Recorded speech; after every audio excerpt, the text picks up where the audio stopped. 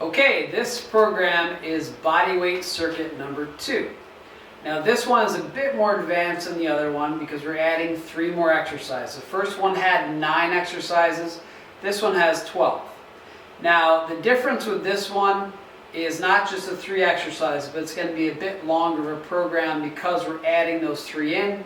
If you do 1 set, it's 3 more, 2, it's going to be 6 more. If you do full 3 sets, it's 9 more sets. So the time that's going to take is going to be a bit longer, nothing crazy, a bit more advanced. So I'd recommend you start with the 9 exercise layout and then move into this one.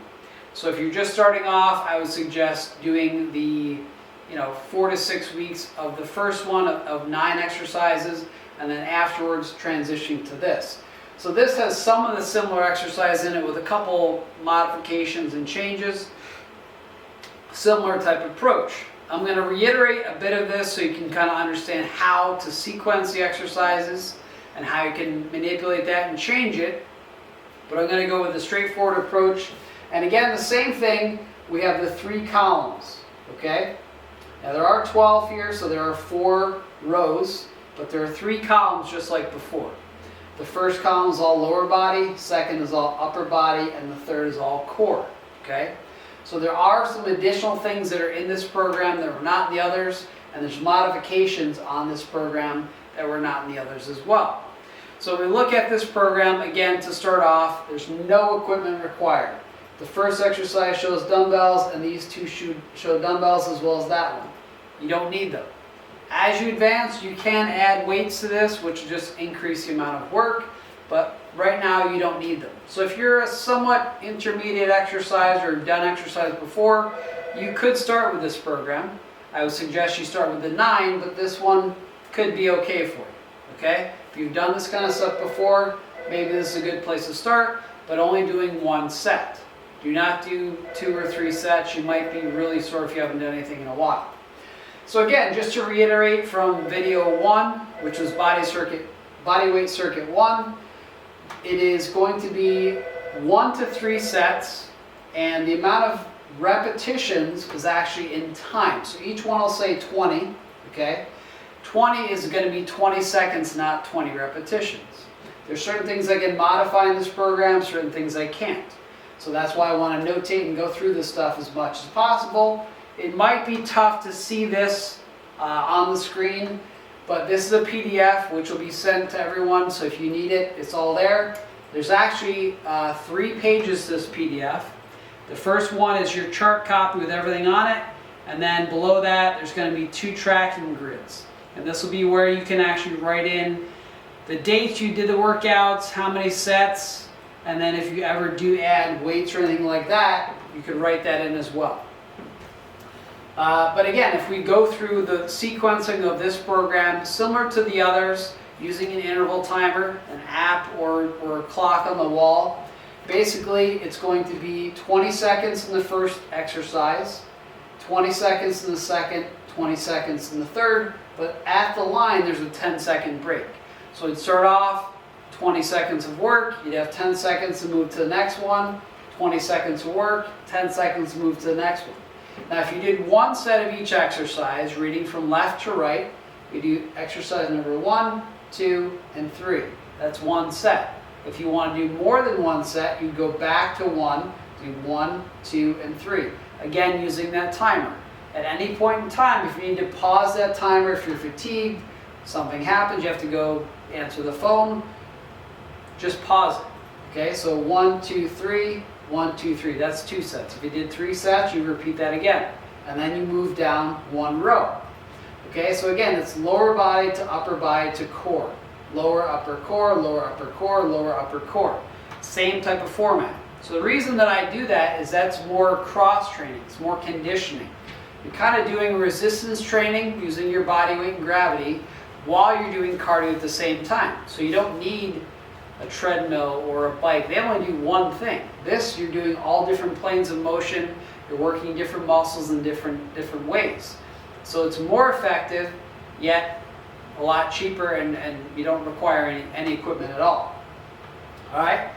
So as we start, again, you can do 1 set of each, 1 all the way down to 12. You can also go from the bottom. If you watch the other video, you can start at the bottom and work your way up. 1, 2, 3, 1, 2, 3, 1, 2, 3, 1, 2, 3. If you do that, it's going to change how your body responds. Because the thing you work on first, you're going to be the most mentally and physically fresh for, and the thing you're going to hit last, you're going to be most fatigued for. Alright? So when we look at this program, there's different ways you can read it. Similar to the other program, you can also go from the top down. You can go vertical. Okay? So if you do that, you do 4 lower body exercises in the first column. That would be 1 set. You could do 2 sets of those. You could do 3 sets of those. Or you could do all 4 in the first column, all 4 in the second, and all 4 in the third for 1 set. So don't jump ahead and go too crazy. Focus on your form and technique. It's about quality, not quantity. So you want to really focus on your form and technique, and that's one of the reasons why I really like to use time signatures. Because instead of counting your repetitions and trying to rush through the number of repetitions you do, you're focused on the amount of time you're working. So time under tension or work is what creates stimulus for change. It's not about if you did 10 fast reps and that's it, you're done. This is about time. So you can't speed that time up, you can't slow it down. It is what it is, and that really helps out to keep you going and creating positive results. Alright?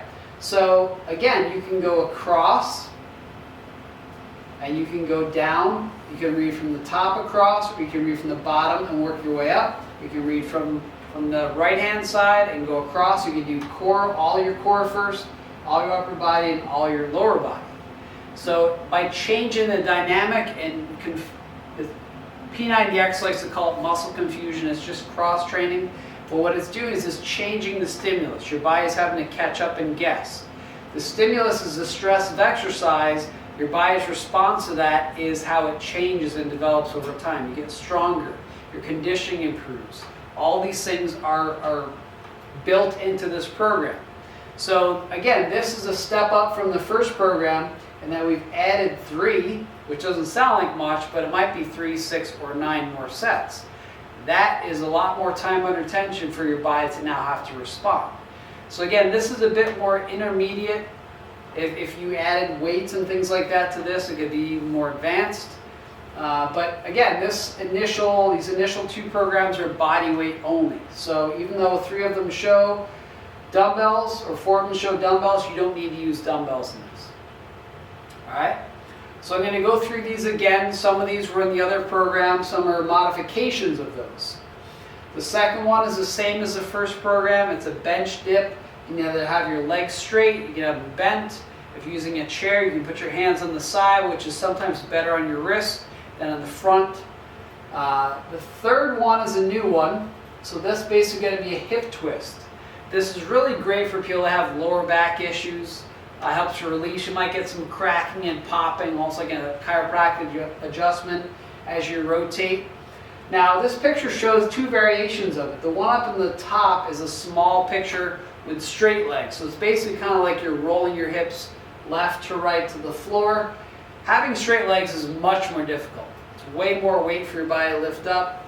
The initial one that I like to use a lot is basically a bent knee. So your knees are bent at 90, you're rolling them left to right to the floor, not flopping them down to the floor, but just touching and coming back up. So you keep that resistance.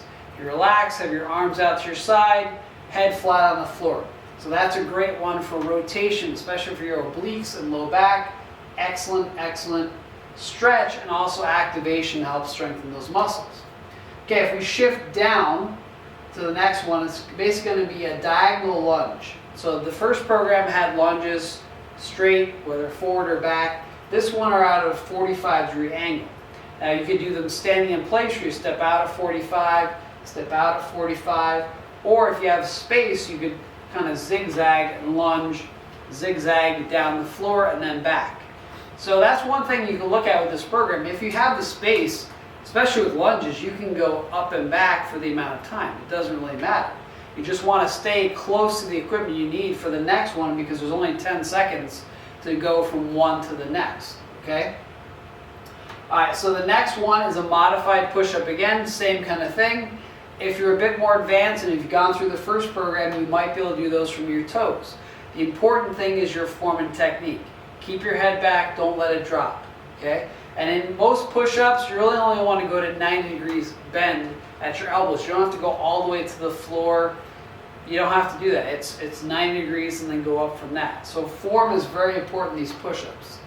Okay, number 6, right here is basically a reverse crunch, same as the others before. If you're doing it in a sequence going down, you've already had some core work above that, so this is going to be your second set instead of your first, like in program 1. Okay, the next one is going to be squats again. Okay, now these squats, the picture shows you going below parallel or neutral position. You don't have to do that. But with these squats, a variation of this is going to be a speed squat. So you're going to go a little bit faster. You're not using any weight. You're going to be able to go a little bit faster, especially if you did program 1. Your legs are going to be stronger. Okay? The next one is going to be a reverse fly again. You can do that standing. You can do it seated on the edge of a chair. You don't need to use any weights. If you wanted to, you could hold anything. I mean, people have used soup cans, water bottles. You can do anything. It doesn't really matter. You don't have to do that, but it would obviously, as you advance, you're going to need to do something. So that would be further on down the road. The next one, again, is the alternating crunch, opposite elbow to knee. Again, touching your ears, not pulling on your neck, and you're actually looking left to right. You're never pulling yourself looking towards your feet, and your leg is extending out. And this leg that's extending should not touch the ground. You want to keep that off the ground. And the further out you extend it, the tougher it is on your lower abs especially, because you're holding that leg out. Then the oblique is actually twisting and coming across as the lower part of your ab is holding that opposite leg out. All right? Now, the fourth one in the first column at the bottom is basically a kickback. Okay? So what this is going to be doing, you're going to be kicking your heel back, tuck your knee in, kick your heel back. That's going to focus on strengthening your glutes, hamstrings, and low back. The next one is a shoulder press. Now this shows it with dumbbells, but you don't need to use dumbbells. And this one is kind of a twisting motion. Okay?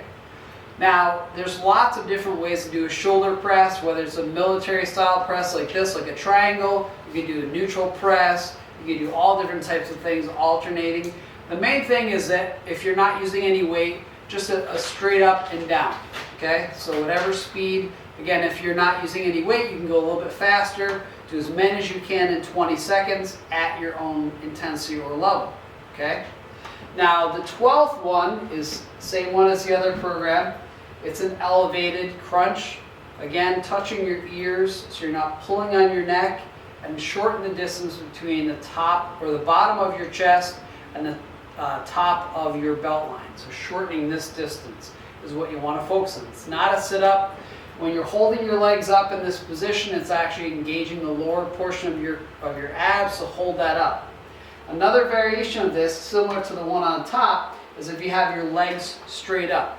Okay, if you can't hold your legs straight up, you can go close to a wall and put them against the wall or holding up on something else. Okay, but if you're doing that, that's actually taking away a bit from your abs having to hold it. Okay, there's other variations of this exercise because it's going to be 20 seconds like the rest, whereas if you crunch up and just hold it for 20 seconds, that changes the whole exercise. So there are isometrics, as they're called, where you actually hold and don't move. The rest of them where you're moving, they're called isotonic. Isometric is a hold. One of the keys, though, if you're doing an isometric exercise, is you have to focus on your breathing. Because the most common tendency is to hold your breath. And if you hold your breath, your blood pressure goes up, your heart rate goes up, and not much good happens. All right? There's very few, if any, exercises where you're actually holding your breath. You need to really focus on your breathing as we go through this entire program. And if you went through the first program talking about home exercise guidelines, one of the keys we talked about is exerting or exhaling as you exert force, inhaling on the return. So when you're doing all these exercises, you don't want to rush through them because it's 20 seconds and then try to catch up your breathing in that 10 seconds. You want to be breathing sequentially with that exhale as you exert force, inhale on the return, and then get more breaths in that 10-second rest, but you're also getting ready for the next exercise. So it might seem very simple, but as you get into this, it's a lot more challenging than you would think. Because that 10 seconds to go from one to the next feels like nothing. Doesn't feel like 10 seconds, but it is. But we're fatigued, and we're mentally and physically fatigued, and we're not ready for the next one. Here it comes. So it keeps you going, but it's going to have the same effect as doing weights and cardio at the same time. You're lifting your body weight, you're not using any equipment, and you're working your heart. Your heart is pumping, you're breathing heavy, you're perspiring. You'll notice that this is work. So again, this is a general total body workout. Should be done 2 to 3 times a week. If you're doing it 3 times a week, make sure you have at least 1 day of rest in between. So Monday, Wednesday, Friday, Tuesday, Thursday, Saturday. If you're doing it twice a week, just space it out so you have time to recover in between. Because after a workout is when your body is actually growing and recovering. This is kind of breaking it down and creating stimulus for your body to change over time. You can't do too much stress. I mean, I know a lot of people that are, gym rats and they work out like every day. You're going backwards at that point because your body, you keep breaking down your body and not giving it a chance to recover. Now, if you're just starting off or not used to being sore, the main thing is you want to go through what's called active rest, which means that you're not just sitting around. Your muscles are sore, you're achy. Active rest is moving, right? So whether you're walking, you're just doing general things, you're not specifically exercising, but actually using the muscles that you've worked is important. Not to the point where you're injuring them or doing more damage, but movement helps with recovery. So active rest is important. You could, if you have any cardio equipment at home, you could ride on your bike, walk on your treadmill. You're not going to be sprinting and doing things that are going to be really challenging. You're going to be doing things to actively move and kind of get rid of that soreness. That helps a ton. All right, so like the other program, this PDF has 3 pages to it. The first page is what's called the chart copy. So it has all the exercises on it with a name, picture, description, and also it says sets and repetitions, but it's up to 3 rounds of 20 seconds of work with 10 seconds of rest in between. So again, these 12 are going to be laid out in these lower pages. So here you have 15 columns where you can write in your date you did it, how many sets. If you start using free weights or adding weights to it, you can also notate that in here and show your progress over time. But in general, it should start at 1 set, and by the end over here should be about 3 sets of each exercise. So this first page are the first 6, and this second page are the second 6. So 6 are 1 through 6, and 7 through 12 are on this page. All right? So it's laid out, it's just a picture of it. The first column for some reason is wider, so if you want to put notes in there, but there are 15 columns here, so you have plenty of space to notate what you're doing. And the first page you don't really have to print off. You can just kind of set that up on your tablet or phone to kind of work off. But you want to have that in front of you. You could print it off and put it on your wall, and this way it's right there in front of you. It's larger.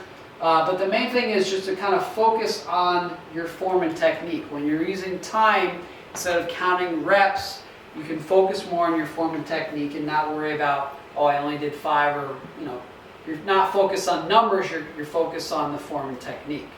So I hope you enjoy this program. Again, this one's a little bit more advanced. This is body weight circuit number 2, and I hope you enjoy it.